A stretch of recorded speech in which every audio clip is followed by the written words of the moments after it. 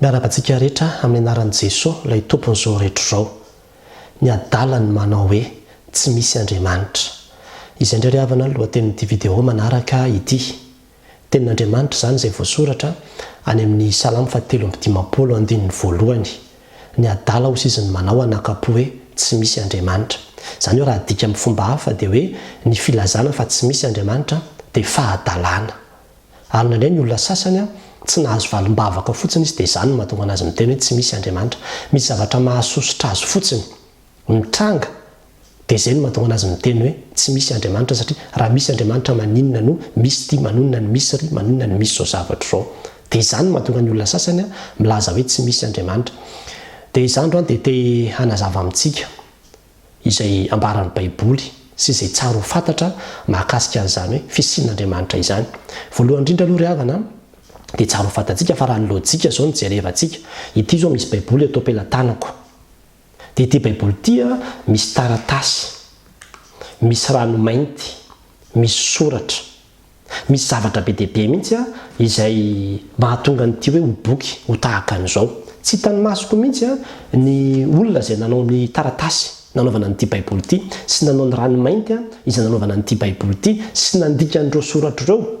Kanefa dia misy zany na tiatsika na tsy tiatsika, ary fahadalana ny filazana hoe tsy misy olona nanoratra io Baiboly io, tsy misy olona namorona, tsy misy olona nanao io Baiboly fa tonga ho azy teo fotsiny, satria rehefa mahita tsika ilay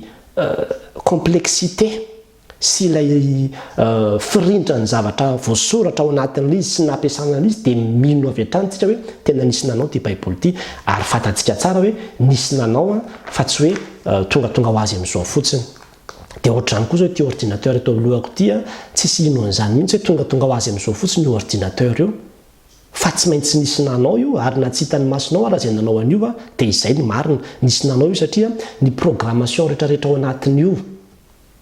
sy ny zavatra samy hafa hoe kitian'ity dia mihetsika ry dia atao ry zao, tsy ho tonga ho azara mihitsy n'izany fa nisy nanao zany.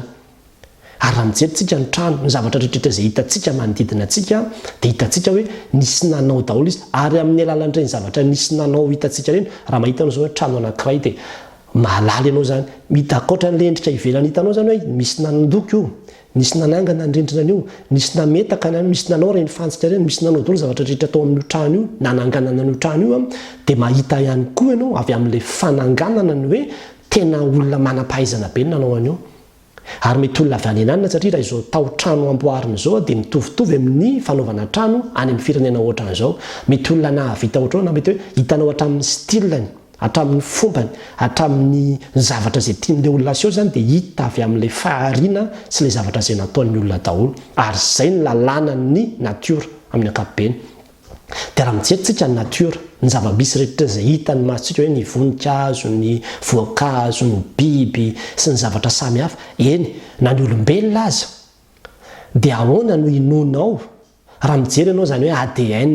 ny protéine, ny molécule sy ny zavatra rehetrarehetra zany, ahoana ny ahafahanao tonga dia miteny fotsiny manao hoe tsisy namorona io fa au hasard, tonga ho azy fotsiny. Nefa ny zavatra dia mifandrindra daholo, miara-miasa daholo, mifampiankina daholo. Ary ity tany ity rehefa jerevanao dia izany ny ambaran'ny scientifique rehetrarehetra hoe natao mihitsy ilay tany, tena natao mihitsy ohatra ny hoe handraisana ny olombelona ity tany ity. Dia any amin'ny toerana fa tsy mety iainan'ny olombelona fa ity tany ity mihitsy ny natao iainan'ny olombelona. Ary amafisin'ny Baiboly zany any amin'ny Isaia 3:7,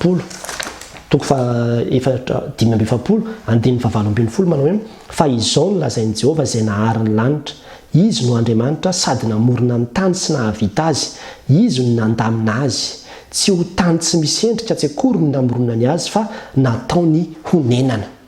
Izany hoe nataon'Andriamanitra mihitsy hoe ho adapté ho an'ny olombelona zany ity tany ity. Ary rehefa mijery anao na ny vatan'ny olombelona fotsiny ary dia misy zavatra be dia be izay tsy takatry ny saina mihitsy ao dia ahoana ny tonga dia ilazantsika fotsiny, satria hoe tsy hitan'ny masontsika ve ilay namorona azy, dia andà fotsiny tsika dia ilaza manao hoe tsisy namorona io fa misy au hasard fotsiny. Izany ny zavatra ampianarina manko amin'izao fotoana izao, ny tanora sy ny ankizy any ampianarana any, reny resaka théorie de Darwin reny, évolution, hoe ny fisian'ny olombelona dia avy amin'ny alalana trondro. dia ny trondro no nivoaka tao anaty rano zany le trondro dia iny vombony iny zany nandehandeha dia lasa iny ny tonga paty dia évolué teo ny olona. Dia ny mampalahelo amin'ity théorie de Darwin aty dia voalohany aloha voaingana le izy vao tamin'ny 1859 foana izany théorie de Darwin zany navoakany. Ary zany théorie de Darwin zany dia tsy manaraka ny fenitra ara-tsiantifika mihitsiny rehefa jerevana, satria ny atao hoe zavatra scientifique, zavatra hoe ekena hoe zavatra hoe ara-tsiansa zany dia hoe zavatra misy fanandramana natao voapirofo mihitsy ny fisiny. Kanefa ny théorie de Darwin dia zavatra hypothèse, zany hoe zavatra vinavina, tsy misy pirofo mihitsy ara-tsiantifika na ray ara-fara mahita ianao dia aseho eo amin'ny commentaire eo raha nisy pirofo ara-tsiantifika maneho an'izany. Fa ny olona paléontologue raha ny misy olona anankiray zao paléontologue de renom mihitsiny antsoina hoe David Raup, dia ozy izy manao hoe il n'y a aucune transition évolutive ozy izy nulle part dans les fossiles. Zany hoe ny fossile dia ren'le trasy any anaty vato rey zany dia indray ahitana ohatra hoe trasina biby ahitana ny zavatra nitranga taloha be tany, dia tsy misy mihitsiny hoe misy an'izany hoe transition évolutive zany hoe nisy fiovana niova ny espèces rehetrarehetra, tsisy an'izany mihitsiny. Fa tena misy mpamorona ry havana, misy mpamorona fahadalana ny filazana fa tsisy mpamorona zao ordinateur zao, fahadalana ny filazana fa tsisy mpamorona, satria hoe tsy hitan'ny masonao le izy dia anamboatra hypothèse ianao dia izay no forcena fotsiny inon'ny olona. Dia avao manko mety hitentsika hoe ka ahoana raha misy ohatrany hoe fossile zao hita tany amin'ny million d'années tany, nefa ny Genesis 4,000 taona talohan'i Jesosy Kristy ny Genesis. Ie dia inona ny olanao amin'izany? Ny zavatra nitranga tao alohan'ny Genesis dia tsy misy zavatra fantatsika mihitsiny. Tsy zavatra fantatsika fa ny teo amin'ny Genesis ny nampahafantarina antsika aloha, ary tsy manova ny fahamarinan'ny zavatra nitranga teo amin'ny Genesis mihitsy ny fahitanao izay zavatra mety hoe tany ambanin'ny tany, tany lavitra be taloha ela be tany. Fa tsy manova mihitsy ny fantatsika aloha dia hoe tamin'ny fotoana namoronan'Andriamanitra ny olombelona ny tany ozy izy dia tsisy endrika foana. Fa tsy niteny mihitsy ny Baiboly na mandahy mihitsy ny mety fisiana zavatra teo aloha mialohan'ny naharinda ny olombelona. Ka tsy manohatra ny amin'izay ambaran'ny tenin'Andriamanitra fa ny olana dia ny hoe le scientifique indraindray manohatra izay ambaran'ny Baiboly. Ary ny zavatra nambaran'ilay scientifique anankiray izay fantatsika tsara hoe Louis Pasteur dia izao no nambarany manao hoe un peu de science ozy izy éloigne de Dieu, beaucoup de science y ramène. Zany hoe rehefa ny olona zany tsy dia mahay science fa manaonao science kelikely fotsiny dia tonga dia efa hoe tsisy akory Andriamanitra, miala amin'Andriamanitra izy. Fa rehefa ny olona ny tena mandinika, tena mijery, mahita an'izany atao hoe ADN, protéine, mahita an'izany atao hoe zavatra samihafa zany dia tonga dia manaiky ianao hoe tena nisy namorona zao ary nisy Andriamanitra endry namorona an'izao. Zany zavatra zany ny ahafahantsika milaza hoe tsy zavatra ao hasard. Na ny théorie de Darwin ary dia milaza hoe les espèces voalohany zany dia nisy teo fotsiny par hasard fa avao iny vao nisy le mutation évolution dia reny namorona zavatra isan-karazany. Kanefa rehefa mahitsika dia tena misy firindrana be, zany hoe le évolution hoe zany tena nitonga ao amina firindrana be ohatran'izao le hasard. Sarotra ihany raha na mino izany fa ny tenin'Andriamanitra no azo antoka. Ny tenin'Andriamanitra ny fanazavana azo antoka ary maro be mihitsy ny scientifique izay manaiky, matoa tsy mandà dia matoa manaiky dia mazava ho azy zany fa azo antoka izay ambaran'ny tenin'Andriamanitra ny amin'ny firindrana sy ny fisian'ny olombelona tombony tany. Raha misy miteny ianao an'izany hoe avy amina théorie de Darwin zany, Charles Darwin hoe avy amina rajako hoe avy amina trondro hoe dia izy angamba ny taranaka rajako, izy zany ny taranaka gidro, fa itsika dia taranaka Adama sy Eva, taranak'olombelona itsika ry havana. Ary ny zavatra tsara ho fantatsika dia ity ny tena zava-dehibe indrindra. Ny olombelona na dia mbola tsy nisy akory aza ny fivavahana kristianina ny malagasy dia efa nahafantatra an'Andriamanitra ny malagasy. Tady io zay tsy mbola tonga teto akory ny fivavahana kristianina dia efa fantatry ny malagasy ny fisian'Andriamanitra, ka efa nahatonga anazy ny teny sady manao hoe Andriamanitra ao tampony loha.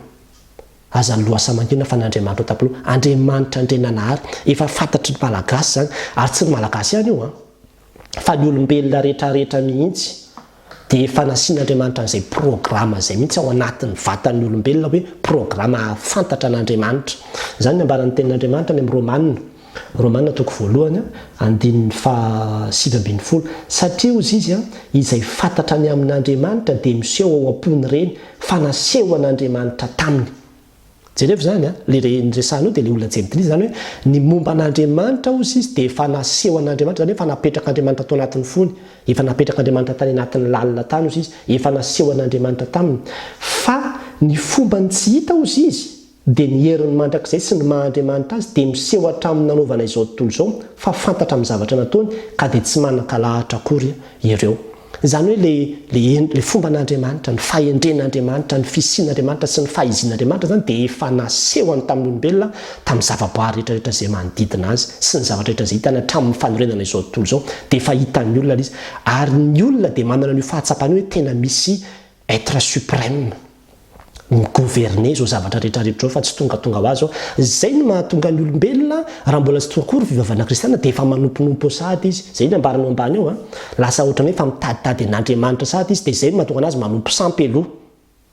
Naiza le ananao eto ambonin'ny tany rehefa misy olombelona dia tsy maintsy misy Andriamanitra tompondreo, misy fivavahana ataondreo fa tsisy an'izany mihitsy hoe tsisy, satria efa misy an'ilay programa napetraka Andriamanitra mihitsy ao anatin'ny vatan'olombelona ao ahatsapan'izay hoe tena misy Andriamanitra dia milasa mitady an'Andriamanitra izy. Zay no mahatonga ny olona manompo sampy rehefa dinianao le fitadiavana an'Andriamanitra no mahatonga anazy hanompo sampy. Zany hoe ny fisian'Andriamanitra dia zavatra tsy azo laviny zany. Fa ny olona amin'izao fotoana izao moa be dia be zany zao ny olona no mitsangana manao hoe tsisy Andriamanitra, tsisy Andriamanitra dia rehefa dinianao fandavana an'Andriamanitra no tena betsaka, fankahalana an'Andriamanitra no tena misy ao anatin'ilay olona fa manaiky izy. Ny resaka spiritualité izany tsy anaiky fa misy zany hoe spiritualité zany. Ngainao raha te dia milaza hoe tsisy ny spiritualité fa te handa fotsiny izy, tsy te hanaiky fotsiny izy manao hoe misy Andriamanitra ny tena marina fa ny olombelona rehetrarehetra dia nataon'Andriamanitra ao anatiny mihitsiny, napetraka Andriamanitra any am-pony mihitsiny. Zany ny ambaran'ny tenin'Andriamanitra ny mpitoroteny efa napetraka Andriamanitra ao am-pon'ny olona mihitsy ozy izy ny mandrakizay, ny fisiany zany hoe mandrakizay zany, ny fisiany zany hoe Andriamanitra zany. Ka na mbola tsy nivavaka raha ny malagasy dia efa nahafantatra n'Andriamanitra, na mbola tsy nivavaka raha ny olombelona mbola tsy tonga akory fivavahana kristiana dia efa mahafantatra n'Andriamanitra izy fa mitady an'io Andriamanitra io izy. Dia rehefa mitady an'io Andriamanitra io izy dia zay no nahatonga anazy hoe angamba ny eto fa eto ohatra misy an'izao dia zay mahatonga anazy lasa nanompo an'ilay vato makazo izy. Ary zay le fahadalana zay satria nambaran'ilay Romaina teo manao hoe fa na dia nalala an'Andriamanitra azy izy dia tsy mba nankalaza azy toy izay mendrika ao an'Andriamanitra na nisaotra azy. Zany hoe le olombelona zany mahafantatra conscient hoe mety misy tokoa le Andriamanitra ary ohatra misy Andriamanitra manana izay fahalalana izay izy fa tsy mba hoe andeha hanompo an'io Andriamanitra hoe le Andriamanitra ny etapiny loha tsy fantatra azy zany hoe andeha hivavaka na andeha hisaotra an'io Andriamanitra io fa lasa izy namoron'Andriamanitra. Zay no nahatonga ny fanompoan-tsampy namoron'Andriamanitra izy. Ary rehefa miresaka amin'ireny olona tsy mivavaka ireny ianao dia miteniteny an'izay foana hoe za no mino izy fa misy ny Andriamanitra lehibe hoe Dieu any ananina any fa tsy noko fotsiny hoe ity le Jesosy Kristy io le izy na ity Bouddha ty ve le izy na ity Islam ty ve le izy na ity an'ny hindouiste ty ve le izy fa misy fotsiny le Dieu. Ary be dia be mihitsy ny olona tsy mivavaka za zao mahalala namana tsy mivavaka izay manonona ny tenany hoe tsy mino an'Andriamanitra mihitsy izy fa dia milaza izy manao hoe raha misy ozy ny zavatra izay ahatonga na ino an'Andriamanitra dia ny fisian'ity orona tsara toy hoe océan ty le manambara le zavatra mitrangany ambanin'ny ranomasina any hoe zavatra tena tsy misy kisendra zay fa le firindrana anaty ranomasina izy ahitsapako hoe tena mety nisy namorona zao zavatra rehetrarehetra zao. Dia zany dia te hiteny amintsika hoe ny adala no manao anakapo hoe tsy misy Andriamanitra. Tena misy Andriamanitra ry havana, tena misy Andriamanitra ary antsoa izy dia ho hitanao fa ho valiana ianao ka hanehon'ny heriny ianao, hanehon'ny fahalebiazana ianao fa io Andriamanitra io dia Andriamanitra tsy miseho hoe misehoseho be amintsika olombelona zany hoe maha-Andriamanitra azy ary tsy vitantsika mihitsy ny ahazaka ny fisehon'izany Andriamanitra fa ity tany teny dia kely raha marina amin'ny univers ka raha iverintsika hoe nisy le fipoahana be le Big Bang tany aloha tany ny créé an'izao univers rehetrarehetra zao dia maninona ary ny tsisy évolution teny amin'ny volana rehefa tonga teny amin'ny volana tsika dia tsy nahita ninina teny mihitsy maninona ny tsy nisy évolution ana olombelona ohatra antsika koa teny fa naninona ny teto amin'ity tany ity aloha no hitantsika totsika hoe akanga mbola tsy hitantsika any ambadika any pasteur zay hitantsika aloha dia maneho fa eto amin'ity tany ity ihany namorona an'Andriamanitra ny olona ary tena ny tany dia planète favorable mihitsy ho isian'ny olombelona fa tsy possible andeha anakaiky analavitra any ianao na ohatra any tsy na ny température ninona dia tsy possible mihitsy zany ahafahana mipetrahana olombelona dia ny dikan'izay nisy être atao zay supérieur manana fahedrena manana fahalalana na andamina sy na andrindra ny zavatra rehetrarehetra ka nametraka azy ho tahaka an'izao dia na dia tsy hitany masonao ary dia keo fa ny tsy fanekenao an'izay dia tena fahadalàna ry havana tsy hoe nisy zavatra nitranga teo amin'ny fiainanao tsy hoe tsisy Andriamanitra satria mety hoe tsy nisy valibavaka angatanao dia tsy mivaly dia hoe tsisy Andriamanitra tsy manova ny fisian'Andriamanitra zany ary dia mampaherentsika rehetrarehetra nareo mpianatra avelao ny fahalalàn'olombelona enoy fotsiny reny fahalalana samihafa izay ampianarina antsika reny fa ny antsika dia ity ihany ato ihany ny manazava ny saintsika dia ny fisiany hoe ny tenin'Andriamanitra no fanilony tongotro sy fanazavana ny lalako ka izao ny ambaran'ny tenin'Andriamanitra fa ny teorian'olombelona zany miovaova zany miteny amintsika fa afaka firin-jato taona indray dia isy olona moka teoria vaovao indray dia izay indray no raisina dia lasa ohatrany hoe lalovina fotsiny tsika fa ity tenin'Andriamanitra ity tsy miova omaly sy anio ary mandrakizay na afaka 10,000 taona aza dia mbola izay foana no mipetraka ny amin'ny arin'Andriamanitra n'izao tontolo izao dia ho an'Andriamanitra ray ihany ny voninahitra amen.